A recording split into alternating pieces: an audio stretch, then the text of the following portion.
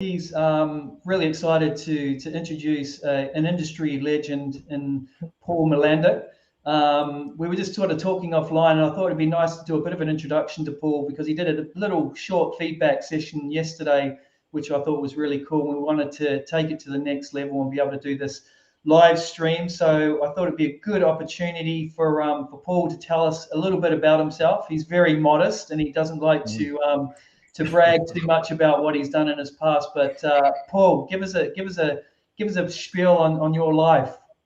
Okay. Well, I'm an artist. I saved a child several times. That's not true. That saving a child part is a complete lie. I've been working in traditional art and film, video games, anything I can get my hands on since about the age of 3. I wasn't in film at 3. That was later.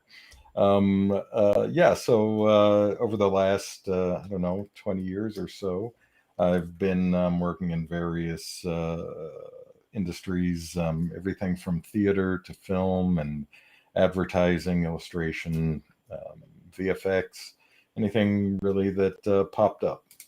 So yeah, and so this evening, if anyone is so interested, I'd like to just run some conversations, and if anyone has paintovers they'd like me to work on or discuss art or consider portfolios or gossip about industry things, I'd be happy to jump in. So feel free to turn anything over that you'd like. And in the interim, waiting on questions or whatnot, and if it's okay with Alwyn, I'll do a little bit of drawing on the fly and then see how we go. Yeah, awesome. Hey, just a bit of a, I guess, explanation about these sessions. What Paul is, very generous in his time and giving feedback to people or members of the rookies. So this is an opportunity for you to be able to, upload some work to Discord, to the general channel, which Paul can grab from there. I've just put a note in the chat. If you'd like to get some basic feedback, he did an amazing sort of draw over yesterday, giving some feedback to some person, which was fantastic. So make the most of it. Paul's time is very valuable. So this is an opportunity for you to get some really sound feedback. So Paul's got some stuff that he's going to work on today until we get some questions or get some artwork uploaded to that channel, and he'll pick it up from there. I'll let him know when somebody's uploaded something. So I'll hand it over to you, Paul, and thanks a lot, mate. We'll talk soon. My pleasure. Thank you. Put me on mute for a little bit. Please feel free to turn on your preferred music.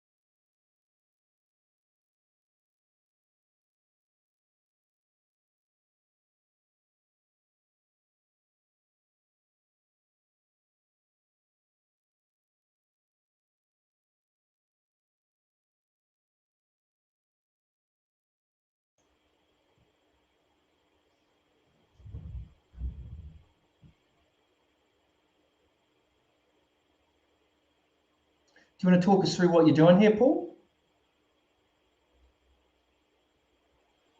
Sure. This is an initial sketch I did a while back. So with the image I'm doing here, I have some pet projects I keep in the background, and at this time of year, I set about reworking, completing, and re-examining illustrations I've done for A Christmas Carol. And right now I'm going through one of the sketches I had put in the background a while back. And there are parts that I do not like. It was just a quick 15, 20-minute throw together. The parts I'm looking at that I'm going to be switching up are one, the facial features, how the lighting on the face goes.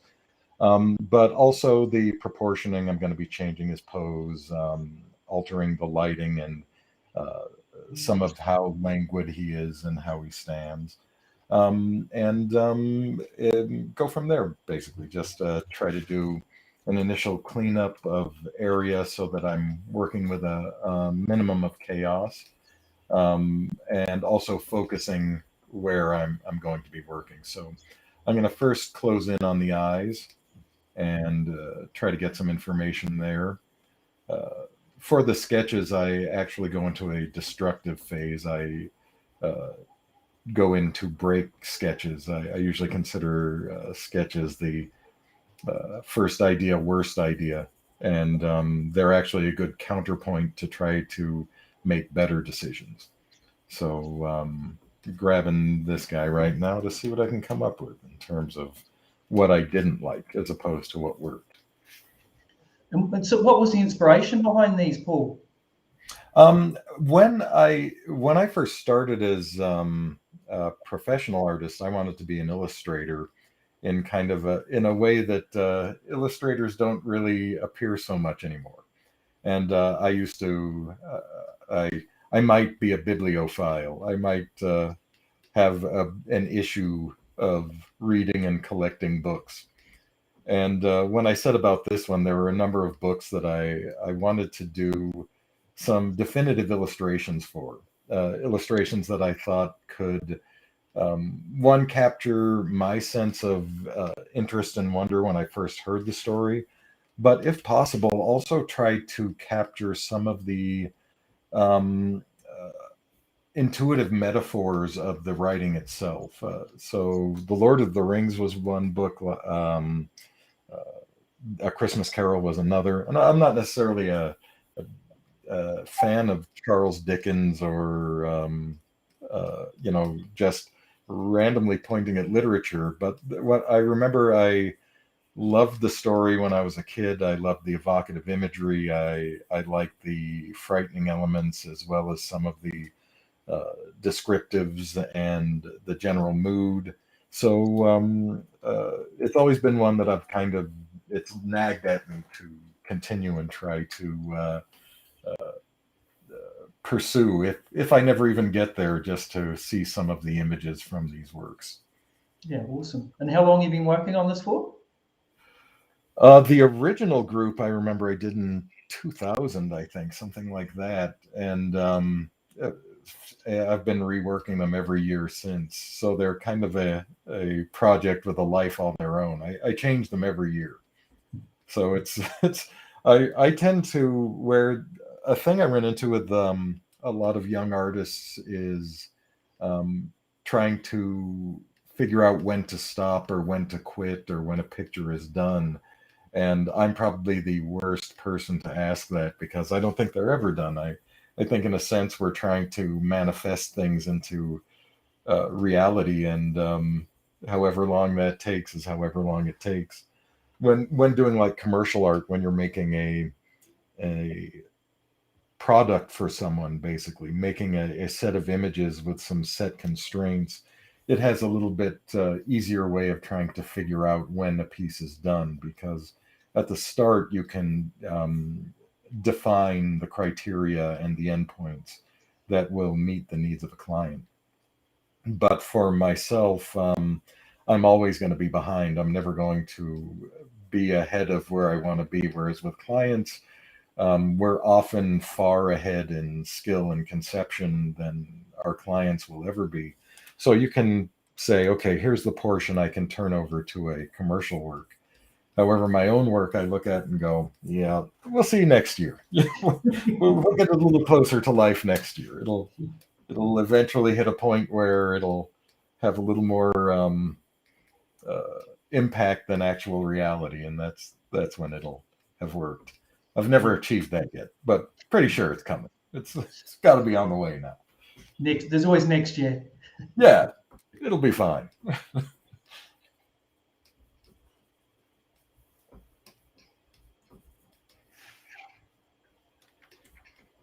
one of the things of the previous version, um, having the darker eyes, I didn't feel he was especially ethereal enough. I want him to almost not be present. So the more things that don't have substance will read more like there's almost that his identity is Gossamer. The less information we can get from clear shapes and what we would expect from objects will make them a bit uncanny.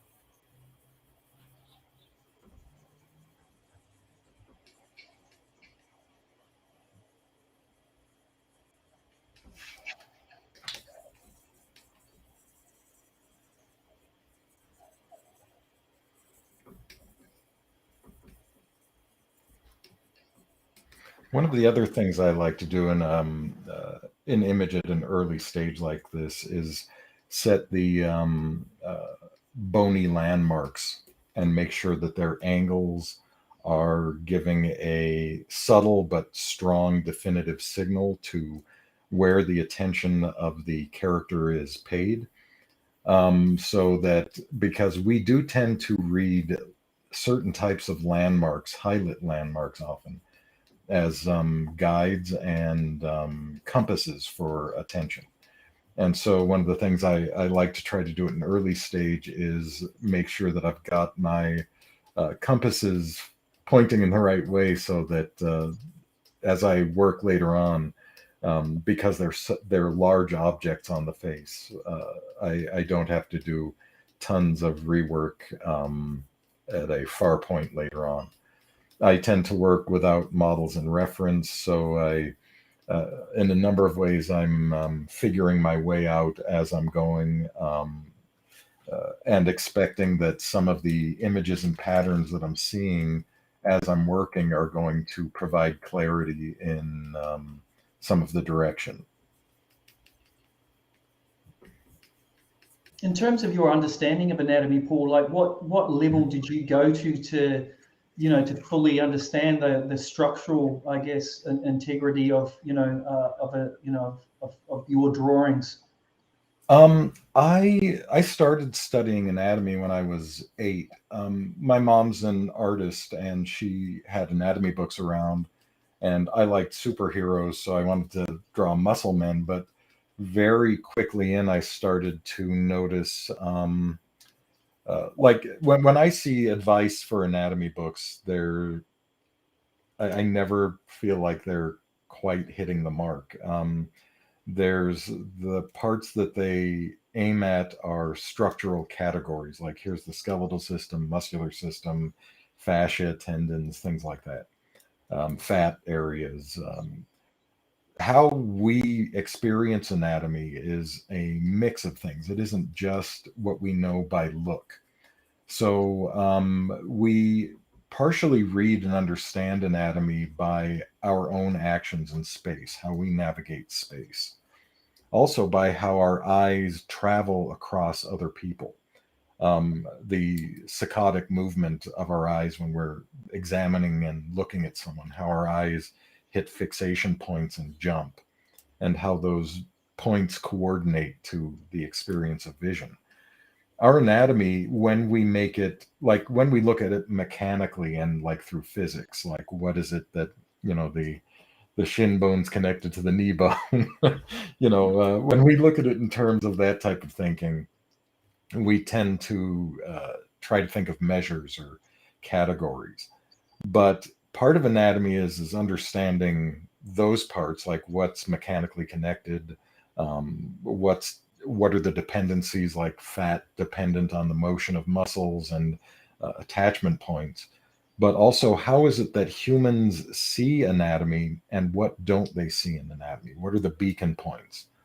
So when I first started studying anatomy, I was trying to be as accurate and physically and geometrically spot on as I could.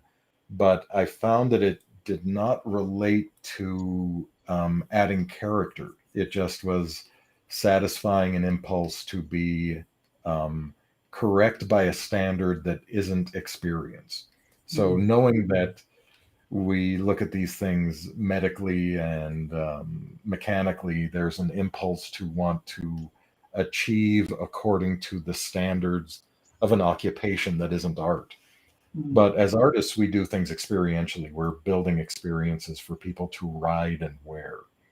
So studying anatomy, knowing which pieces connected where, angles, was one part, but then understanding the parts of anatomy that are involved with our own mechanosensory system, parapersonal space, which is things like if you wear a tall hat and you duck under a doorway because you feel the hat, you feel the extra space of your hat, that's parapersonal space.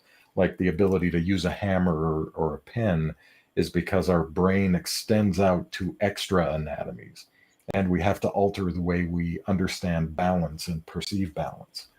So it went from trying to study anatomy in the ways that you can find in books to then trying to understand anatomy in terms of human experience, because we read anatomy very differently than we chart it, than we measure it.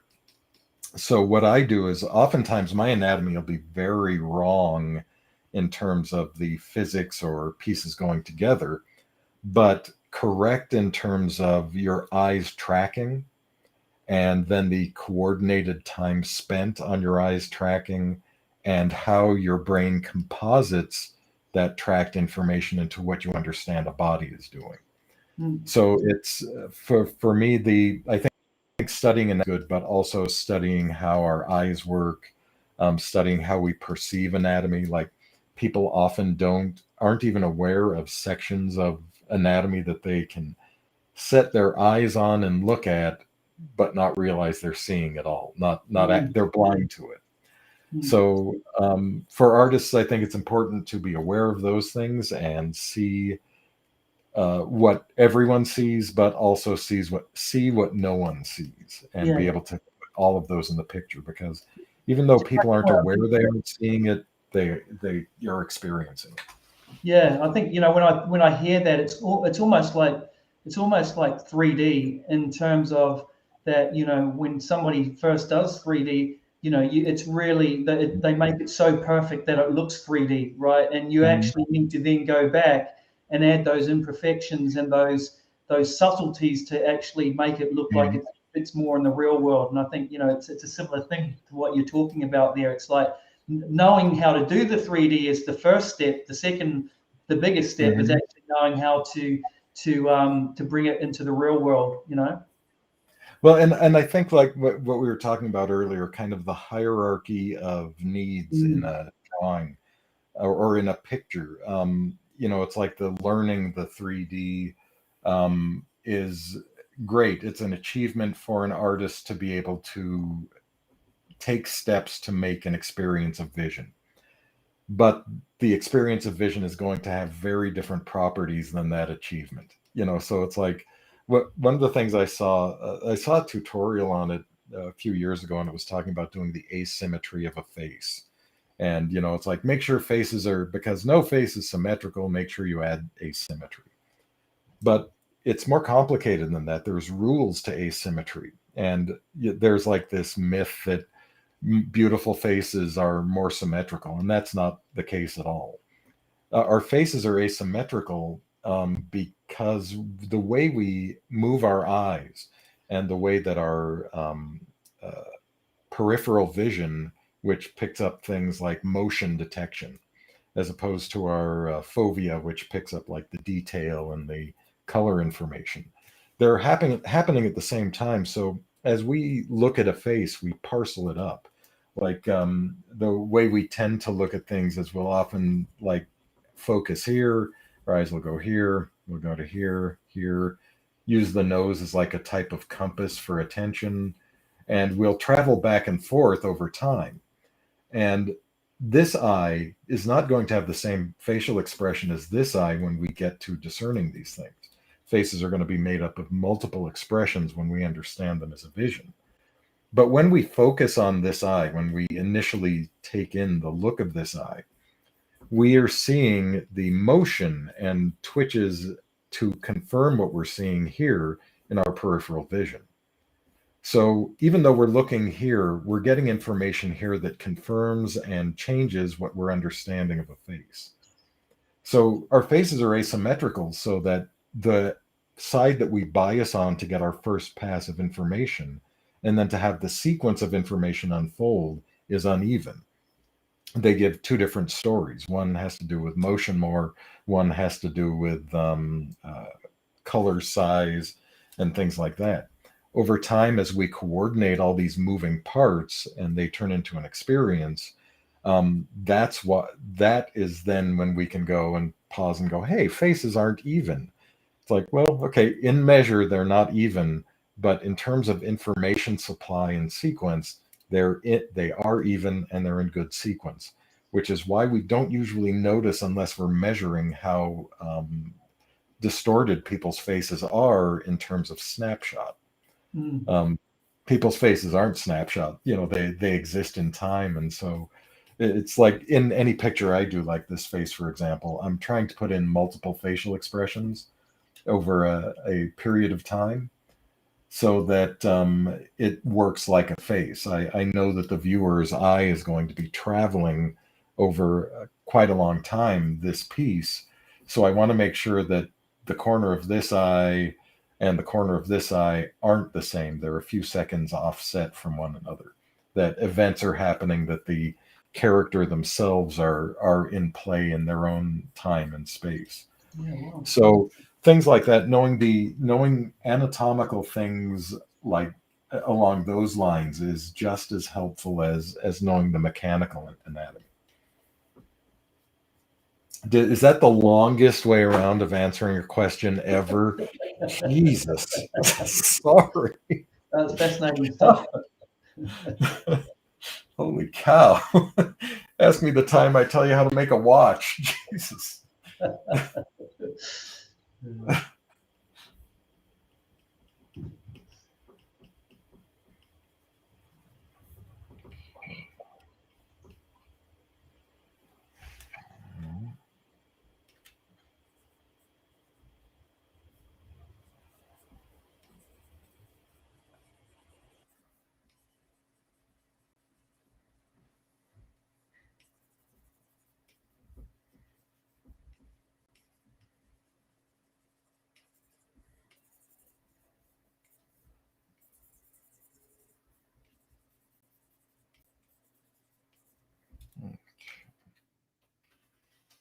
Should work for that.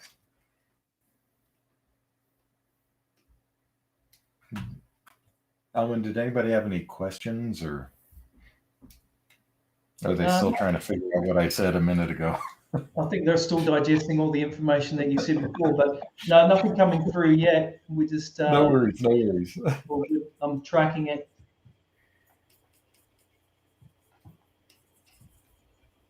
So do you want to just, while you're doing that, Paul, just tell us a little bit about the types of work that you're doing at the moment? Like, are you, is it sort of all big film stuff? Is it commercial stuff like TVC? Is it, Yeah, the stuff I've been working on recently, finished up some stuff with some video games. Did some work with Zoic on the Midnight Mass show that's, I think, streaming at the moment.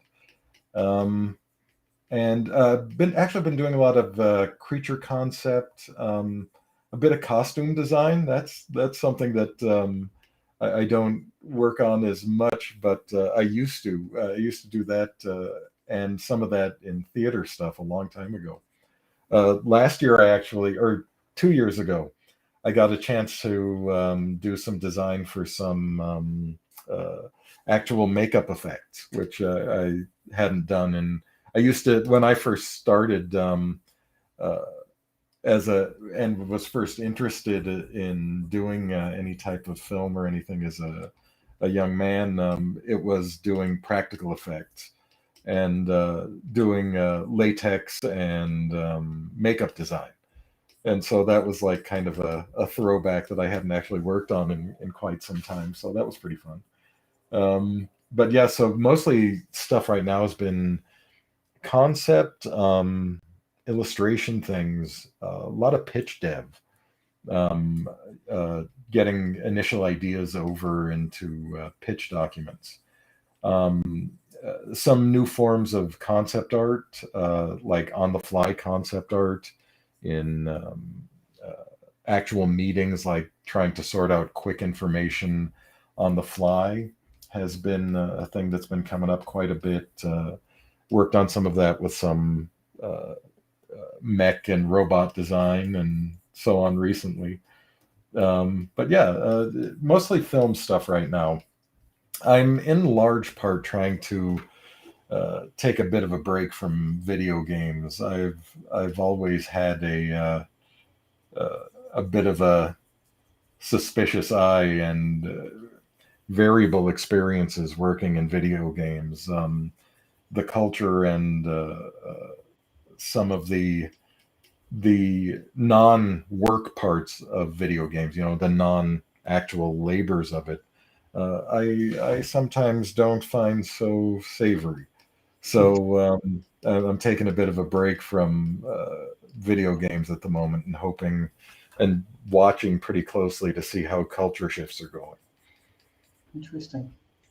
And in terms of the type of work that you do for video games and for big films, is it very similar, Paul? Like, is the deadlines the same? Are the clients got the same sort of requests? Is it vastly different? I found film is much more straightforward. They should be similar. They have a lot in common. In video games, there's a lot of corporate folklore and discussion. Not in all of them, obviously. Each studios have their own objectives and priorities and whatnot. But many of them I've worked with should be using much more movie tactics.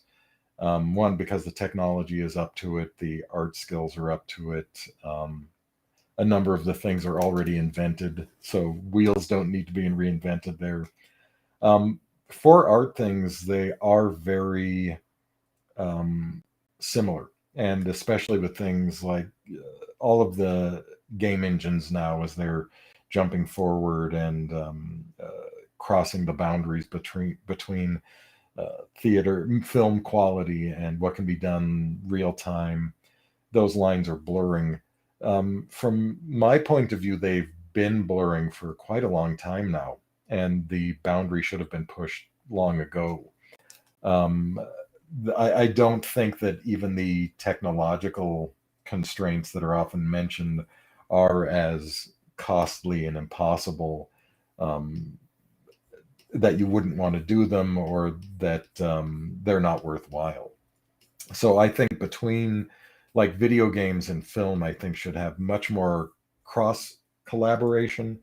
Oftentimes when I'm like doing art direction for games or any role, concept art, or even doing modeling, I always bring in film and film production quality standards and practices into it, because they oftentimes go right over where you have to make accommodations. You can usually sort that out. So I don't know that the two are that dissimilar. I do know that in video games it's much more reactionary as you cross disciplines. Like oftentimes engineering will be very not even conservative reactionary. Like a number of studios I've worked with in the not distant past have operated it with technological standards and practices that are 15 years old, but yet portrayed them as if they're up to the minute.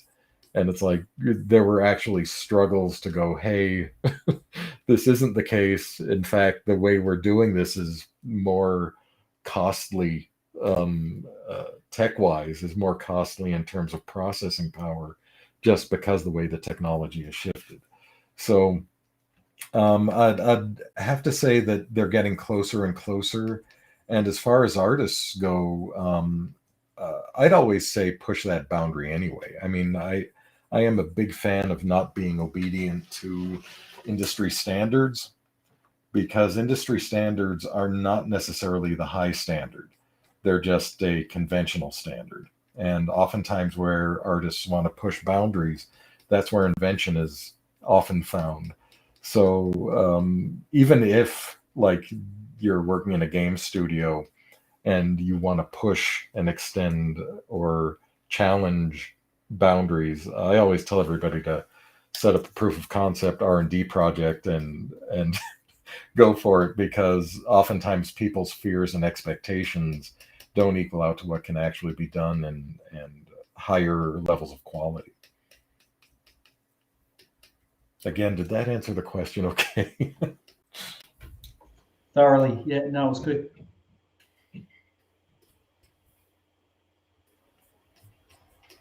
So in terms of just, I guess, in terms of young people trying to get in now, Paul, obviously you've been in, a veteran in the industry, and, if you were to give advice to young people trying to get in, and, like what would you be telling them, like, to focus on, and, is there little nuggets that you can share with us today? They might be a bit controversial. I sometimes, my opinions are not necessarily shared by, I have a friend of mine, Bart McCoy, who introduced me to another artist, and he introduced me saying, Paul, he's an artist also, nobody agrees with him. and he's very right in a lot of ways. My thoughts are, one, don't chase after the common banner. It's what you've heard is always late, and what anyone is asking you to make isn't necessarily what's wanted. So, like, trying to chase after, one of the ones I've heard a lot of, and to a lot of, is portfolio reviews. And the portfolio reviews are obedient in advance. They're trying to meet the wants of an unknown hiring manager. And I've been a hiring manager, and I've known hiring managers of various sorts and competences. And I'm not sure we should be trusted with that information as is. I've been caught by surprise by people who've done extraordinary work. It's been private work sometimes. And hopefully, as a hiring manager, we're looking at things somewhat analytically and saying, this thing is extraordinary. This would help. I'm not even sure how somebody did this. Let's talk. Let's figure out how to best grab the most extraordinary pieces, most extraordinary artists, and work with them where possible. That's not always the case. Oftentimes, hiring managers and studio environments can be very political. They can be petty. There are hiring managers I know of, art directors, art managers, who don't have art background at all, but won't hesitate to ridicule an artist's work in front of their staff, not promptly reply to artist resumes, things like that, resumes and portfolios, not even bother to look through them. It's something I've run into myself, where it's like, you go in to have someone review your portfolio, and they haven't even bothered to look at all of it or any of it. So I think it's a better idea to understand what it is that has come before, and what needs are pressing studios of various sorts, film, games, whatever area your art's aiming. But also, don't look at appeasing it, look for exceeding it. Be more than the thing that anyone is asking for. In a number of cases, the people looking at the work are themselves out of date. A practice I often suggest to young artists is when somebody asks to see your portfolio for hire, ask to see their portfolio as well, so that you can get a good gauge of the person making judgments about you. If you can look at their work and your technical skills and expertise surpass the person who's looking at your work, that may be a warning sign. There may be things going on that don't have to do with technical skill, merit in your work. There may be other objectives that might be a complication to a career of an artist. So I would suggest for young artists that don't approach with your hat in your hands. One of the things that I think is a lacking thing in any educational forum for artists is teaching how to guard dignity and guard your work. There's often talk about being submissive to critique.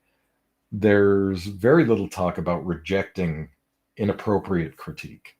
I myself am not a big fan of critique. I see other methods that work better, like, for example, paint overs or drawing with. If you're drawing with an artist who's asked you for advice or wants input, you have to invest your time and skills. You have to try to step in their shoes, and you're both trying to achieve an end. You aren't looking to dismantle, point out flaws, and otherwise vandalize work. Like even the word criteria, crit, means to pull apart or to tear apart. It's a destructive method. Whereas if you're additively putting your hands on, one of the great advantages of digital work, doing a paint over, trying to analyze, figure out, and discussing with an artist, they'll go much further. One of the aspects of critique that I find an interesting thing is it bears a parallel to psychological warfare and trying to induce depressive tactics like ruminating, thinking over your past mistakes over and over again and trying to fix them, relive them, and appease somebody else's sense of taste, as if that sense of taste has some prestige. So I think there's a number of ways that young artists would be served in learning how to at once be humble and try to get a good sense of their skills and abilities, but also how to guard their good work, keep it from vandalism, know how to discern and start to pick out highly political environments versus highly collaborative environments. So my first piece of advice to young artists would be hone your skills as far as is possible for where you are looking to be. That means that you have to, in the background, take real time and start planning and considering what it is you want to do, how to get there, what the standards might be. Find artists who you admire their work and approach them courteously and see if you can get respectful in both directions information, a good conversation, that they can offer you good advice or helpful advice, and so on. It's, I think in a lot of ways, the way young artists have been trained, they're trained to be highly imitative, and they're also trained to suppress their own dignities and sense of pride in their work. Okay. Let's see. Looks like we've got an image. Okay, I'll grab that. Was that especially controversial?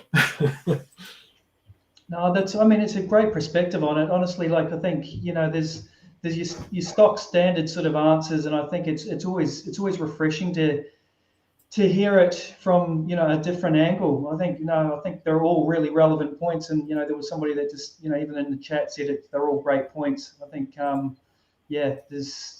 there's a lot of stuff that we can be doing to protect our work, and like you said, some of feedback can be very destructive and very I think as a young person hard to come back from when you're getting critiqued like that, right? Well, and I think there's also, like, when I try to run things where we're doing what people often mistake for critiques, where we're doing a collaboration to come to solutions.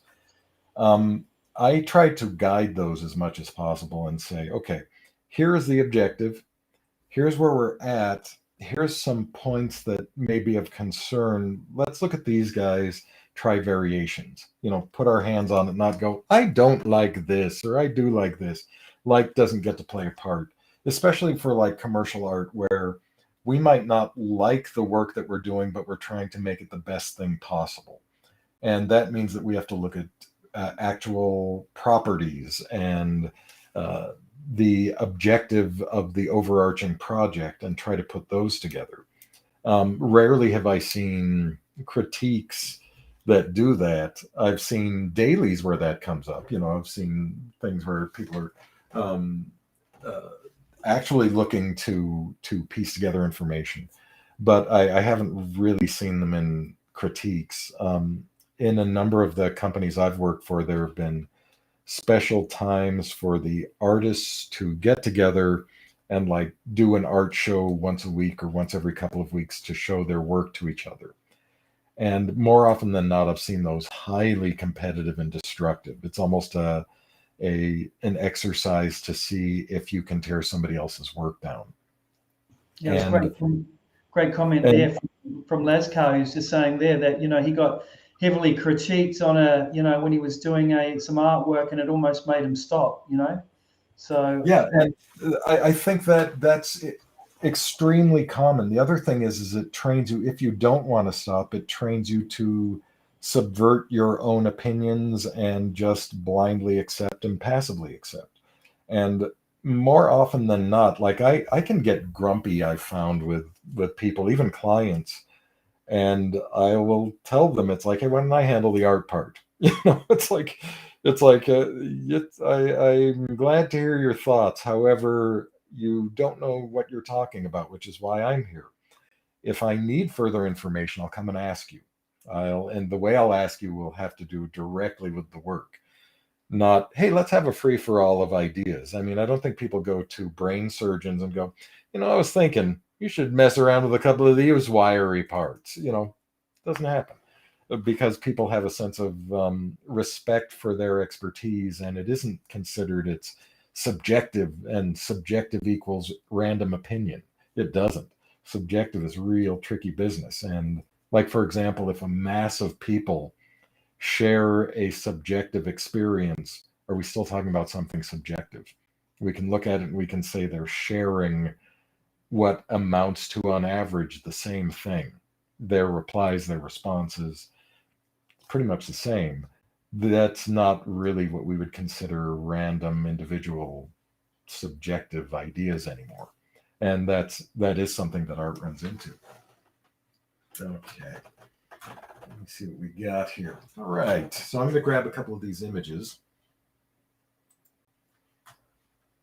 Okay. And we've got a few.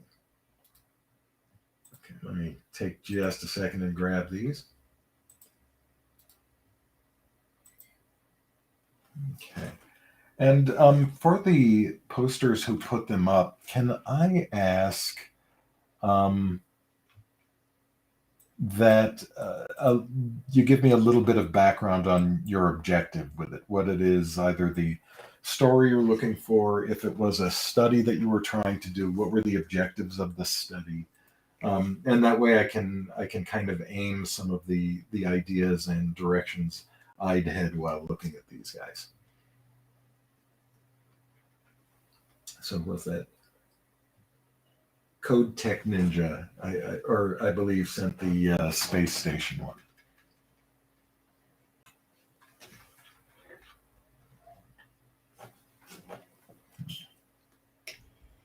Yeah, Code Tech Ninja, it would be awesome if you could just write in the chat exactly. Just give Paul some context about your image. What did you want to know, Paul?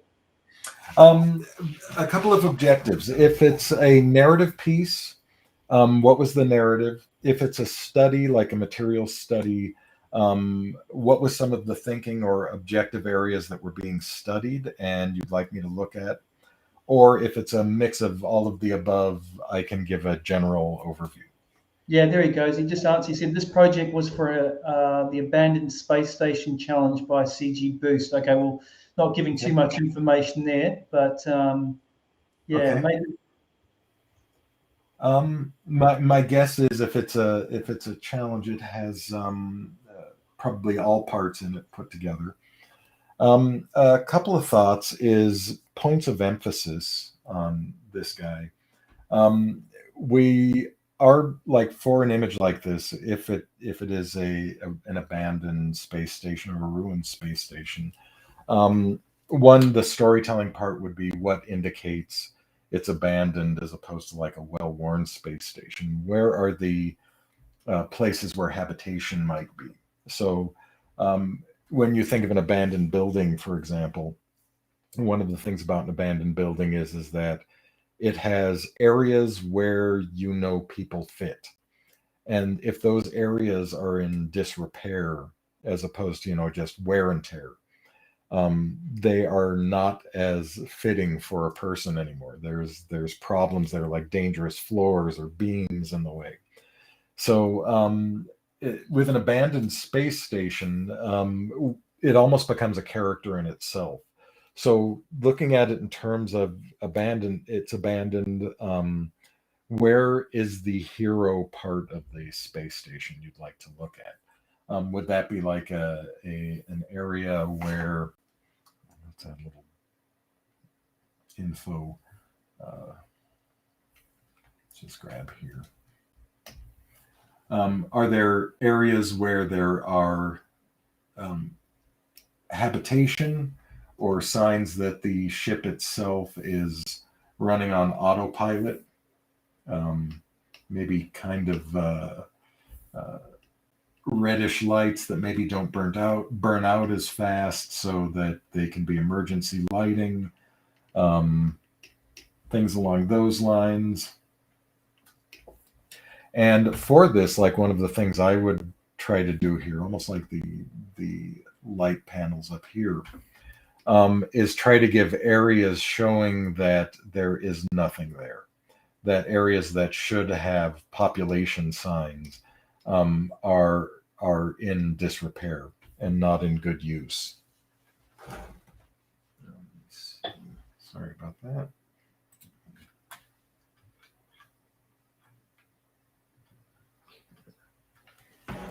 So, in terms of that, because we have the space station set up as a central thing at almost a 3/4 angle, if we try to think of this as a character or a personified thing, and we think of this as a head, okay, with the type of lighting we have here, and we might want to think of it in terms of like, what are the directions, what are their and the affinities are, one, it's got mirrored sides. It's similar in its two-sided shapes. What is it we want this thing to be paying attention to? There's a property that has to do with how we invest and project agency into objects. I'll show it to you real quick, and we'll take a quick look at how we can use it here. Okay, so there's two figures. And anyone who knows me knows I go over this all the time. One is called Kiki, and one is called Booba. Let's just do Kiki.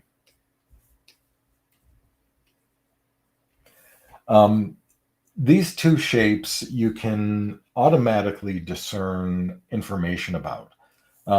If I say to you one of them is sweet and one of them is spicy, one of them is called Kiki, one of them is called Booba, one of them is male, one of them is female, one of them is old, one of them is young. You'll be able to make determinations on these. There's no definitive answer for these. There's a statistical majority for how people divvy these up, but there's not a right answer. And that's because when we look at objects, we tend to start to project agency with curve, line, corner, and intersection information. So when people talk about line work, some of this is what they're talking about. We can hear, we have actually cross-modal signatures for points and round areas. We also have we have maps on the surface of our brain and the direction of our eyes. So when we're determining areas of things, we're also taking and considering how these things match up to the map of our own body we have on our brain. It does not at all look like this in proportion. If you want to look it up, it's called the homunculus, and look up cortical maps in the homunculus, and you'll see how our brain is actually divvying up the space of our body. However, when we're looking at lines, we are triggering where and how we're understanding space on a body map. And we're able to start investing shapes as simple as these with character. We're starting to agent them. They'll start to take on personalities, and we will invest in them.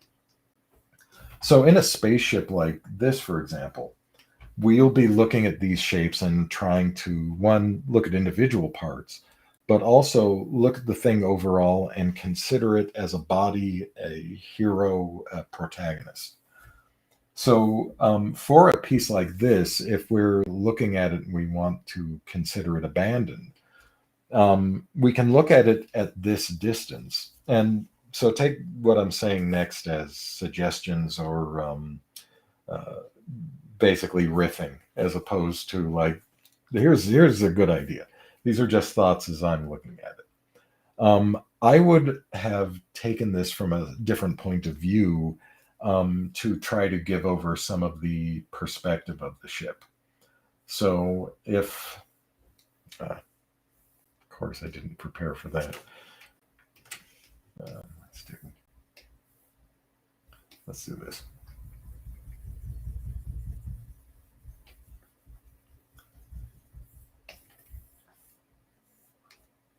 So if I were going to take the ship, I would try to do it so that its distance in space is meaningful to the viewer, so that it's out of their eye range. So oftentimes, if you think of a hero and a villain, if you're a first person and you're the implied hero in a picture, and the artist has drawn a monster, and the monster is taking up this area,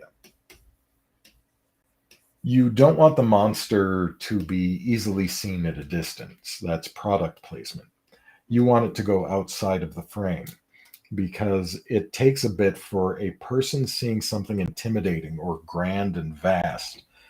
Those fall out of where our eyes are at any particular easy reach moment trying to discern. So going outside the frame, one, helps give over the sense of a space station, vastness in space itself. And then some of the other character objects like the planets and whatnot can be back here. With this type of perspective, like if you think of it as like a lens with like 18 millimeter focal length, something comic booky, you'll be able to see some of the interior pieces and target details that will indicate humans were there, that as a viewer we can recognize, look at, and understand, oh, that's a bay where shuttles would have launched. It's empty, it's barren, or there's even a ruined one with smoke inside. So showing some of the information that would be personal to somebody who's actually looking to land on or interact with the space station would be a way I would approach it. Try to give over, even if it blocks the good craftsmanship of the object that you've made, sacrificing those pieces for the sake of the story and the narrative, turning over to the audience so they can inhabit the scene and understand depth as grandness, abandonment, danger in the decay or dilapidation, that type of thing. Was that at all helpful? And I know it might take a few seconds to reply. Okay. Let me grab the next one. I think we had a bison one. Okay.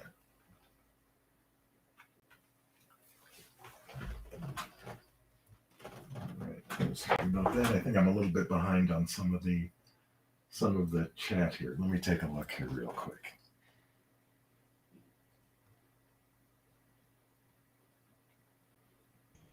Yeah, maybe Jessica, if you're in the chat, just put down some context for Paul as well with the bison.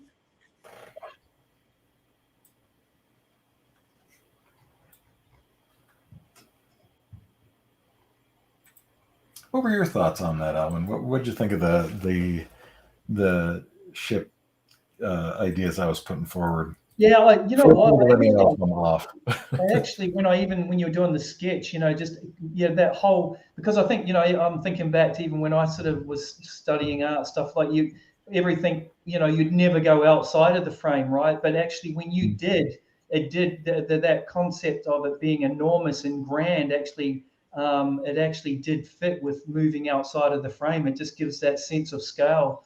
So I actually really like that. If I'm looking at this piece personally, like there's it's too dark. You're losing a lot of detail in some of the side areas there. And I know it's still early stages, and I think his aim is to create a 3D render to showcase as a space station that has been abandoned.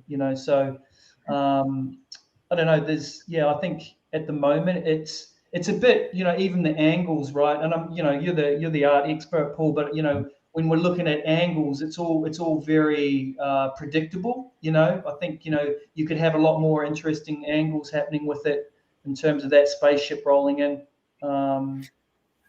Mentioning that, I think there's also a thing with this that they use in news shows and television angles. If you want somebody to be seen as short or thought of as short, you set the camera up at a high angle and you angle it down on them. And if you want them to appear grand, you do an up angle, because you're basically you're shortifying or tallifying the audience. And people feel automatic condescension. Like there was a VR test that was done where they had a guy in a VR headset interacting with, he took an ethics test before the session, was in VR for a bit, interacting with people much shorter than he is, like he was twice as tall.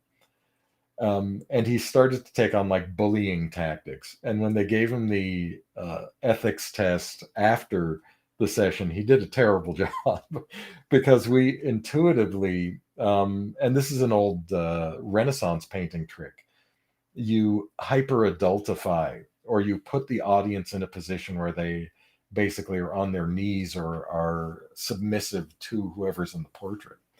And in a thing where like coming down on a ship like we are at this angle here, we're taller than it. We're taller than the ship is. Whereas a ship, you might want to think of it like seeing it from a grand angle, like you're coming up underneath and you're trying to take it all in. So sorry, I didn't mean to step on the question I asked you there, but it struck an idea. No, that's cool. And there's just a question in the chat here from Tootsie Pop. Said, I wanted to know if it's a good idea to present creatures concept for a game in development in this way. I guess we're talking about the one that we're looking at on screen, or should it be presented in a more dynamic pose? I don't know there's a set answer to that. I find two different things with that. I find people are preparing to have things examined as 3D. Like if we think of a full pipeline in a game development thing for a character and some of the decision making that has to go into it. There are traditional ways of presenting things where people like to get a look and feel like they're being given an official document that has the way that you present concept art. That doesn't necessarily work, and the people looking at it they aren't using it analytically. They'll look at it and they'll make some commentary and they'll go with the convention. So, like when I do concept art for a thing like this, from doing a creature concept, if it's a concept, I don't presume I'm throwing it over to 3D yet. And I don't presume I'm prepping it over for height and measurement. For some of the concept things, the thing I want to do is take each characteristic. So if I've made a creature of some sort and I've altered him to have different arms, it isn't just different arms, it's different posture. Arms are going to influence everything.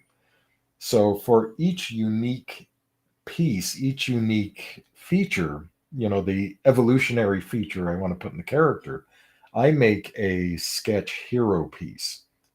When it comes time to have the discussion with 3D artists, animators, riggers, things like that, I will then, after it's gotten some initial approvals based on the intent of the concept is meant to present the interesting pieces. Then I'll do a restrained thing that has criteria from the following departments with their consultation and advice. So like if it's just you though as a concept artist, what I tend to do, unless somebody's asked me otherwise, is I hero the pieces, because the concept isn't necessarily to make 5 different arms that are stuck on the same guy as if 5 different arms don't have an effect.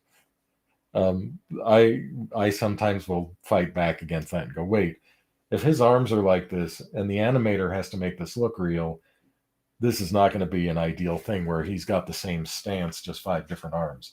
We have to characterize the differences in the concepts.